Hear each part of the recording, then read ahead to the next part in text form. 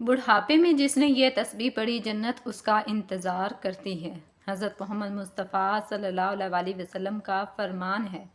محترم ناظرین، نبی کریم صلی اللہ علیہ وسلم نے ارشاد فرمایا، جو شخص بڑھاپے میں یہ تسبیح پڑھ لے گا اللہ تعالیٰ اس کے تمام گناہ معاف فرما دیتا ہے، خواہ وہ میدان جنگ سے بھاگنے والا ہی کیوں نہ ہو۔ حضور نبی کریم صلی اللہ علیہ وسلم کے پاس ایک بوڑھا شخص آیا اور عرض کی، یا رسول اللہ صلی اللہ علیہ وآلہ وسلم، میری عمر ڈھل چکی ہے، گناہوں کا بوجھ ہے، اللہ سے معافی مانگتا ہوں مگر دل خوف زدہ ہے۔ آپ صلی اللہ علیہ وسلم نے ارشاد فرمایا، یہ تسبیح 3 بار پڑھو، اللہ تعالیٰ تمہارے سارے گناہوں کو بخش دے گا اور تمہارے دل پر سکون نازل فرمائے گا۔ وہ بوڑھا شخص خوشی سے نعرہ تکبیر بلند کرتا ہوا مسجد سے باہر نکلا اور آپ صلی اللہ علیہ وسلم نے فرمایا، اگر یہ تسبیح پڑھتا رہے گا تو یہ جنت میں داخل ہوگا۔ وہ تسبیح یہ ہے۔ محترم ناظرین کرام، زندگی ایک مسلسل سفر ہے جو بچپن سے جوانی، جوانی سے بڑھاپے اور آخرکار موت کی طرف بڑھتا ہے۔ ہر عمر کا ایک الگ رنگ، ایک جداگانہ تجربہ اور منفرد تقاضے ہوتے ہیں، مگر بڑھاپا انسان کی زندگی کا وہ دور ہے جب جسم کمزور ہو چکا ہوتا ہے، اعضاء تھک چکے ہوتے ہیں اور دل اللہ رب العزت کی ملاقات کا مشتاق ہو چکا ہوتا ہے۔ یہ وہ لمحہ ہوتا ہے جب انسان دنیا کی خواہشات سے بے نیاز ہو کر حقیقی رب کی طرف راغب ہوتا ہے۔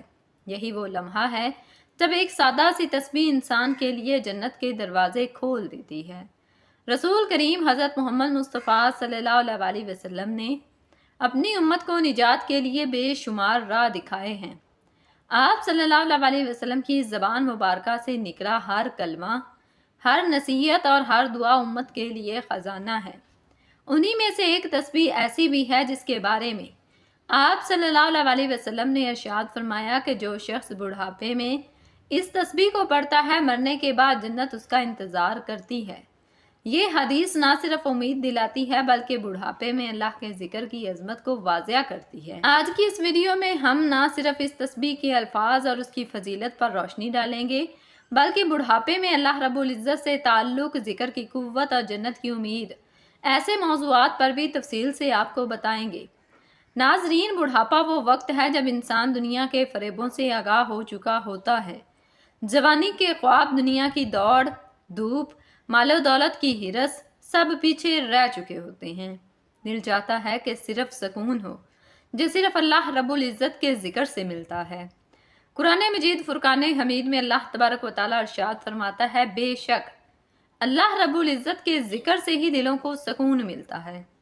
جب انسان بڑھاپے میں اللہ رب العزت کی طرف لوٹتا ہے تو وہ ذکر جو شاید جوانی میں معمولی لگتا تھا آبرو کی غذا بن جاتا ہے، اور اگر اس ذکر کو مستقل مزاجی سے کیا جائے تو وہی تسبیح جنت کا پروانہ بن سکتی ہے۔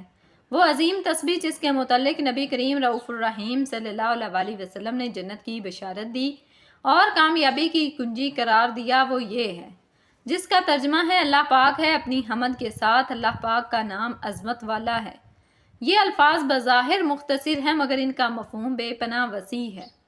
حضرت ابو ہریرہ رضی اللہ تعالیٰ عنہ سے روایت ہے کہ رسول اللہ صلی اللہ علیہ وسلم نے ارشاد فرمایا، 2 کلمے ایسے ہیں جو زبان پر ہلکے، میزان میں بھاری اور رحمان کو بہت زیادہ محبوب ہیں۔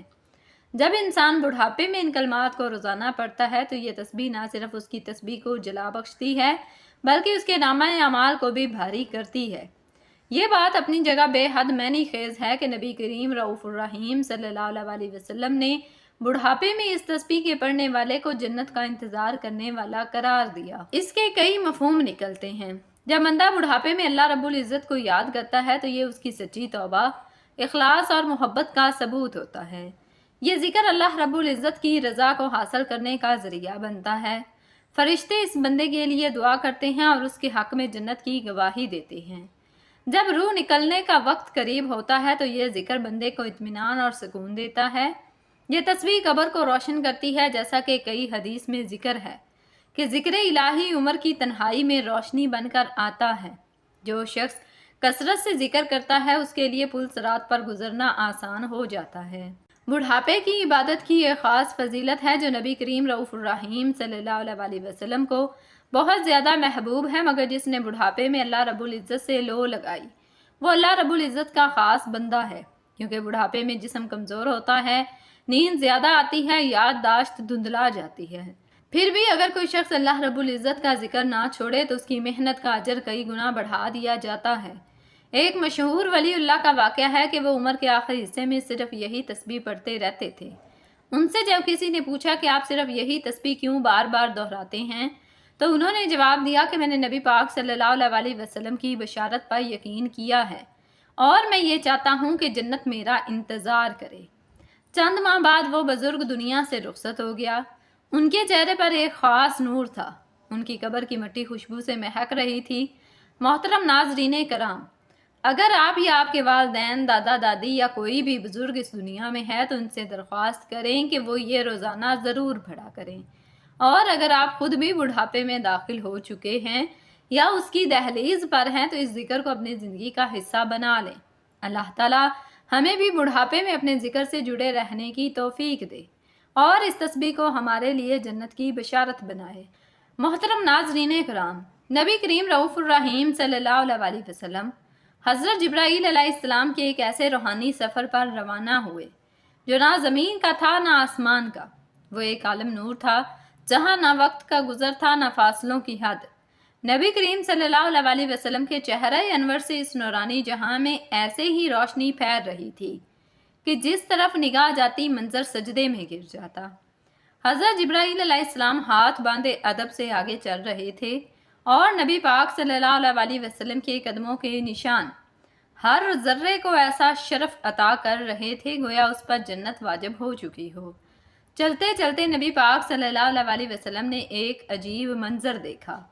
سامنے اونٹوں کی ایک طویل قطار کھڑی تھی، ہر اونٹ کے اوپر ایک صندوق رکھا ہوا تھا اور ہر صندوق پر کفن لگا ہوا تھا۔ جبرائیل علیہ السلام نے عرض کیا، یا رسول اللہ صلی اللہ علیہ وسلم، یہ وہ راز ہیں جو قیامت تک بند رہیں گے، لیکن آپ کے حکم سے سب کچھ کھولا جا سکتا ہے۔ نبی پاک صلی اللہ علیہ وسلم نے ارشاد فرمایا، اے جبرائیل امین، ان کو کھولو تاکہ ہمیں ان کے اثرات دکھائے جائیں۔ جبرائیل علیہ السلام نے آسمان کی طرف دیکھا اور پھر عاجزی سے بسم اللہ الرحمن الرحیم پڑھ کر پہلے صندوق کو کھولا۔ صندوق کھلتے ہی روشنی کا ایک سیلاب باہر نکلا اور اس میں ہزاروں انڈے تھے۔ ہر انڈے کے اندر ایک ذرہ تھا اور ذرے میں خشخاش کا ایک دانہ تھا۔ جب نبی پاک صلی اللہ علیہ وسلم نے اس خشخاش کے دانے کو دیکھا تو فرمایا، سبحان اللہ، جبرائیل یہ کیا ہے؟ جبرائیل علیہ السلام نے عرض کیا، یا رسول اللہ صلی اللہ علیہ وسلم، یہ کائنات کا وہ راز ہے جو انسان کی عقل سے بہت بلند ہے۔ جب انہوں نے اس خشخاش کے دانے کو کھولا تو اندر ایک جہان آباد تھا۔ اس جہان میں دریا بہہ رہے تھے، پہاڑ کھڑے تھے، پرندے اڑ رہے تھے اور ایک عظیم مجمع لگا ہوا تھا جس میں علماء خطبہ دے رہے تھے اور وہ علماء اعلان کر رہے تھے کہ اے انسانوں، ان قریب ایک آخری نبی آنے والا ہے اور وہ ایسا نبی ہوگا جس کے آنے سے زمین کو زندگی ملے گی اور آسمان کو سلامتی۔ جبرائیل علیہ السلام نے ان علماء سے فرمایا، اے صاحبان علم، وہ نبی آ چکے ہیں اور یہ جو تمہارے سامنے کھڑے ہیں یہی وہ آخری زمان نبی صلی اللہ علیہ وسلم ہیں۔ سب علماء فوراً اپنی جگہوں سے ادب سے کھڑے ہو گئے اور ان کے چہروں پر نور کی چادر آ گئی۔ ان کی زبانوں سے بیک وقت ہی جملہ نکلا۔ نبی کریم صلی اللہ علیہ وسلم نے فرمایا، اے جبرائیل، یہ منظر تو ایسا ہے کہ دل کو کپ کپاہٹ ہو اور روح وعید میں آ جائے۔ جبرائیل علیہ السلام نے عرض کیا، یا رسول اللہ صلی اللہ علیہ وسلم، یہ تو ایک صندوق کا راز ہے اور اس جیسے ہزاروں صندوق ہیں، ہر صندوق میں لاکھوں آباد ہیں اور ہر جہان میں آپ کی آمد کا ذکر ہو رہا ہے۔ آپ کی نبوت کی روشنی ان انڈوں کے اندر داخل ہو کر عالموں تک پہنچ چکی ہے۔ پھر نبی پاک صلی اللہ علیہ وسلم نے ایک اور صندوق کھولنے کو کہا تو حضرت جبرائیل علیہ السلام نے بسم اللہ پڑھی اور دوسرا صندوق کھولا تو اندر ایک شہر آباد تھا اور اس شہر کے در و دیوار پر لکھا ہوا تھا، لا الہ الا اللہ محمد الرسول اللہ صلی اللہ علیہ وسلم۔ اس شہر کے ہر مکین کی پیشانی پر نور تھا اور سب ذکر کر رہے تھے۔ نبی کریم صلی اللہ علیہ وسلم کی آنکھوں میں آنسو آ گئے اور فرمایا، اے جبرائیل، یہ کون لوگ ہیں؟ جبرائیل علیہ السلام نے کہا کہ آپ کی امت ہے جو ابھی دنیا میں نہیں آئی مگر ان کے دلوں میں آپ کی محبت رکھی جا چکی ہے۔ ان کا رزق، ان کی دعا، ان کا ایمان سب اسی ذکر سے جڑا ہوا ہے۔ نبی پاک صلی اللہ علیہ وسلم نے ارشاد فرمایا، اے جبرائیل، اگر یہ سب میرے امتی ہیں تو کیا ان کے گناہ معاف ہوں گے؟ حضرت جبرائیل علیہ السلام نے کہا، یا رسول اللہ، اگر وہ آپ کا نام لے کر ایک بار بھی آنکھ بھر کر رو لیں گے تو ان کے گناہوں کو زمین سے آسمان تک معاف کر دیا جائے گا، اور اگر وہ ایک بار بھی لا الہ الا اللہ محمد الرسول اللہ پڑھ لیں تو ان کے نامہ اعمال میں ہزاروں نیکیاں لکھ دی جائیں گی۔ نبی کریم رؤوف الرحیم صلی اللہ علیہ وسلم نے ارشاد فرمایا، جبرائیل، ان صندوقوں میں کتنی نشانیاں ہیں؟ حضرت جبرائیل علیہ السلام نے عرض کیا، یا رسول اللہ صلی اللہ علیہ وسلم، ان میں ہر اس شخص کے راز ہیں جو آپ سے محبت کرتا ہے، اور ہر وہ آنسو محفوظ ہیں جو کسی رات کی تنہائی میں آپ کا نام لے کر پایا ہے۔ محترم ناظرین کرام، اللہ تعالیٰ فرماتا ہے، اے ابن آدم، ہم نے تجھے مٹی سے پیدا کیا اور مٹی میں لوٹا دیں گے، مگر اس درمیانی سفر میں تجھے عقل دی، شعور دیا، آنکھ دی، کان دیے، زبان عطا کی، اور سب سے بڑی نعمت یہ تھی کہ تجھے ہم نے اپنے بندوں میں چن لیا اور تجھ سے کہا کہ دیکھ، یہ زندگی صرف کھیل تماشا نہیں، ہم نے تیری زندگی کے ہر مرحلے کو نشاندہی کے ساتھ بنایا۔ جب تو رحم میں تھا تو ہم نے تیری تخلیق شروع کی، پھر گوشت کا لوتھڑا بنایا، پھر اس میں روح پھونکی، اور جب تو پیدا ہوا تو والدین کی گود میں خوشی کا محور بنا، پھر دودھ پیا، پھر غذا کھائی، پھر کھیل کود میں مشغول ہوا، پھر جوانی آئی جسے سجین کہا گیا ہے، پھر داڑھی نکلی تو غلام کہلایا، جب جوش سے مرد بن گیا تو پھر شباب کہلایا، پھر رجل، پھر کاہول، پھر جب 30 سال کی عمر پار کی، جب 40 سال کا ہوا تو شیخ کہلایا، پھر عمر ڈل گئی، ہڈیاں کمزور ہوئیں، بینائی کمزور ہوئی تو ارذل عمر میں داخل ہوا، اور یہاں سے زندگی کا زوال شروع ہوا۔ حضرت انس رضی اللہ تعالیٰ عنہ سے مروی ہے کہ رسول اللہ صلی اللہ علیہ وسلم نے ارشاد فرمایا کہ جس کی عمر اسلام میں 50 سال کو پہنچ جائے، اللہ تعالیٰ اس کو 3 بیماریوں سے محفوظ فرما دیتا ہے: جنون، جزام اور برس۔ یعنی جب وہ 50 سال کو پہنچتا ہے تو اللہ رب العزت اس پر حساب کو آسان فرما دیتا ہے۔ جب 60 سال کا ہوتا ہے تو اللہ تعالیٰ اسے اپنی طرف رجوع کی توفیق عطا کرتا ہے، اور جب 70 سال کا ہو جاتا ہے تو آسمان والے اس سے محبت کرنے لگتے ہیں، اور جب وہ 90 سال کا ہو جاتا ہے تو اللہ تعالیٰ اس کے تمام پچھلے گناہ معاف فرما دیتا ہے۔ اس کا لقب امیر اللہ اور اسیر اللہ فی الارض رکھا جاتا ہے، یعنی زمین پر اللہ رب العزت کا قیدی، کیونکہ وہ قوت سے محروم ہوتا ہے، خواہشات مر چکی ہوتی ہیں تو وہ ایک قیدی کی طرح زندگی گزارتا ہے۔ حضرت ابوبکر صدیق رضی اللہ تعالیٰ عنہ سے روایت ہے کہ آپ نے فرمایا، نبی پاک صلی اللہ علیہ وسلم کے پاس ایک شخص آیا اور پوچھا، یا رسول اللہ صلی اللہ علیہ وسلم، سب سے بہترین شخص کون ہے؟ تو آپ صلی اللہ علیہ وسلم نے ارشاد فرمایا، جو شخص بڑھاپے کو پہنچے اور اس کی نیکیاں بہت زیادہ ہوں۔ اور پھر پوچھا، یا رسول اللہ، سب سے برا شخص کون ہے؟ فرمایا، جو بڑھاپے کو پہنچے اور اس کے گناہ بہت زیادہ ہوں۔ حضرت ابن مسعود رضی اللہ تعالیٰ عنہ بیان کرتے ہیں کہ آپ نے فرمایا، قیامت کے دن ابن آدم سے 5 سوال ہوں گے، جن میں ایک یہ ہے کہ اپنی جوانی کہاں خرچ کی، اپنی عمر کس چیز میں ضائع کی، اپنے علم پر کتنا عمل کیا۔ حضرت علی کرم اللہ وجہ الکریم کے پاس ایک شخص آیا اور کہا کہ میرے بال سفید ہوتے جا رہے ہیں، یہ کس بات کی علامت ہے؟ فرمایا، یاد دہانی ہے کہ تو اس دنیا میں نہیں رہے گا۔ حضرت سعد رضی اللہ تعالیٰ عنہ سے روایت ہے کہ نبی کریم صلی اللہ علیہ وسلم نے ارشاد فرمایا، نماز کے بعد یہ دعا کرو: اے اللہ، میں بزرگی سے تیری پناہ مانگتا ہوں، اور ارذ العمر کی طرف لوٹائے جانے سے تیری پناہ میں آتا ہوں، اور قبر کے عذاب سے تیری پناہ مانگتا ہوں۔ ارذ العمر سے مراد وہ ہے کہ جب انسان بچپن حالت کی طرف واپس لوٹ جاتا ہے، نہ اپنی صفائی کر سکتا ہے اور نہ ہی سونگنے، دیکھنے، سننے کی طاقت رہتی ہے، گھر والوں کے لیے بوجھ بن جاتا ہے، عقل کمزور ہو جاتی ہے اور لوگ موت کی تمنا کرنے لگتے ہیں۔ علامہ عینی فرماتے ہیں، ارذ العمر وہ عمر ہے جس میں انسان اپنی عقل کھو دیتا ہے، سمجھنے کی طاقت نہیں رہتی، یادداشت ختم ہو جاتی ہے، ایسے شخص کی حالت معذور بچے جیسی ہو جاتی ہے، وہ عبادت نہیں کر سکتا، حتیٰ کہ وہ انسان نہیں پہچان پاتا۔ حضرت عطا نے حضرت ابن عباس رضی اللہ تعالیٰ عنہ سے روایت کی ہے کہ جو شخص قرآن پاک کی تلاوت کرتا رہتا ہے، اللہ تعالیٰ اسے ارذ العمر کی طرف نہیں لوٹاتا، اور جو علم قرآن سے جڑا رہے وہ کبھی ذلت والی عمر کو نہیں پہنچتا بلکہ اتنی عزت بڑھتی ہے۔ اللہ رب العالمین ارشاد فرماتا ہے کہ ہم نے انسان کو مٹی سے پیدا کیا اور ہم ہی اسے وفات دیتے ہیں اور بعض کو ناکارہ عمر کی طرف لوٹا دیتے ہیں۔ لہٰذا اے بندہ مومن، اگر تجھے اللہ رب العزت نے جوانی دی ہے، صحت عطا کی ہے، طاقت دی ہے تو اس کا شکر ادا کر اور نیک اعمال کرتا رہے تاکہ بڑھاپے میں تیرے لیے آسانیاں ہوں۔ نبی کریم صلی اللہ علیہ وسلم نے ارشاد فرمایا، جو شخص 3 مرتبہ یہ تسبیح پڑھ لے اللہ تعالیٰ اس کے تمام گناہ معاف فرما دیتا ہے، خواہ وہ میدان جنگ سے بھاگنے والا ہی کیوں نہ ہو۔ حضور نبی کریم رؤوف الرحیم صلی اللہ علیہ وسلم کے پاس ایک بوڑھا شخص آیا اور عرض کی، یا رسول اللہ صلی اللہ علیہ وسلم، میری عمر ڈھل چکی ہے، گناہوں کا بوجھ زیادہ ہے، اللہ رب العزت سے معافی مانگتا ہوں مگر اپنے دل میں خوف ہے اپنے گناہوں کا۔ آپ صلی اللہ علیہ وسلم نے فرمایا، یہ تسبیح پڑھا کر اللہ تعالیٰ تمہارے گناہوں کو بخش دے گا اور تمہارے دل پر سکون نازل فرمائے گا۔ نبی پاک صلی اللہ علیہ وسلم نے ارشاد فرمایا، اگر یہ تسبیح پڑھتا رہے گا تو جنت اس کا انتظار کرے گی، کیونکہ یہ تسبیح گناہوں کو ایسے گرا دیتی ہے جیسے درخت سے پتے گرتے ہیں۔ حضور نبی کریم صلی اللہ علیہ وسلم نے فرمایا، یہ تسبیح زبان پر ہلکی اور میزان عمل میں بھاری ہے اور اللہ کو بہت زیادہ محبوب ہے۔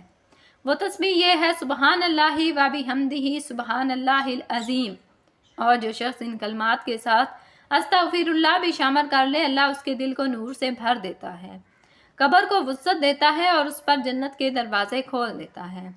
ناظرین محترم، ذکر اللہ ہر وقت مفید ہے مگر چند خاص اوقات میں اس تسبیح کو پڑھنا بہت زیادہ اثر رکھتا ہے۔ فجر کے بعد اور مغرب کے بعد کی تسبیحات میں یا سونے سے پہلے اور وضو کے بعد، تنہائی میں خاص طور پر رات کے وقت جب آپ رات کے وقت اپنے بستر پر سونے کے لیے لیٹے تو سب سے پہلے آپ حضور پاک صلی اللہ علیہ وسلم کی ذات اقدس پر درود پاک کا نذرانہ پیش کرنا ہے۔ درود پاک آپ کوئی سا بھی پڑھ سکتے ہیں، ایک بار ثواب کی نیت سے میرے ساتھ بھی پڑھ لیں۔ اللہم صلی علی محمد وعلی آل محمد کما صلیت علی ابراہیم وعلی آل ابراہیم انکا حمید مجید۔ اللہم بارک علی محمد وعلی آل محمد کما بارکت علی ابراہیم وعلی آل ابراہیم انکا حمید مجید۔ درود پاک پڑھنے کے بعد آپ نے ایک تسبیح سبحان اللہ و بحمدہ سبحان اللہ العظیم کی پڑھنی ہے اور ایک تسبیح استغفر اللہ استغفر اللہ استغفر اللہ کی پڑھنی ہے، اور اس کے بعد آپ نے درود پاک پڑھنا ہے جو شروع میں پڑھا تھا۔ حضرت عبداللہ ابن عباس رضی اللہ تعالیٰ عنہ بیان کرتے ہیں کہ نبی کریم رؤوف الرحیم صلی اللہ علیہ وسلم نے ارشاد فرمایا، جو بندہ ان کلمات کو صبح و شام پڑھتا ہے اللہ تعالیٰ اس سے راضی ہو جاتا ہے، اگرچہ اس کے گناہ زمین سے زیادہ آسمان تک لبریز ہوں۔ ناظرین محترم، اللہ تعالیٰ سے دعا ہے کہ اللہ تعالیٰ ہمیں نبی پاک صلی اللہ علیہ وسلم کی سنتوں پر عمل کرنے کی توفیق عطا فرمائے، ہمارے گھروں میں محبت، اخلاق اور سکون پیدا فرمائے، ہمیں نرمی، اخلاق اور پیار سے جینے والا بنا دے۔ یا اللہ ہمارے دلوں کو آپس میں جوڑ دے، ہماری زبانوں کو درستگی عطا فرما اور ہماری زندگی کو سیرت النبی صلی اللہ علیہ وسلم پر چلنے والا بنائے، آمین یا رب العالمین۔ ناظرین کرام، اگر ویڈیو اچھی لگی ہو تو ویڈیو کو لائک کریں، دوستوں میں شیئر کریں اور کمنٹس میں اللہ تعالیٰ کے 99 ناموں میں سے ایک نام ضرور ٹائپ کریں۔ اللہ تعالیٰ ہم سب کا حامی و ناصر ہو، اللہ تعالیٰ سب بیماروں کو شفا عطا فرمائے، اللہ تعالیٰ ہم سب پر اپنا کرم فرمائے، اپنا فضل فرمائے، اپنی رحمت فرمائے، آمین ثم آمین یا رب العالمین۔ جزاکم اللہ خیرا کثیر۔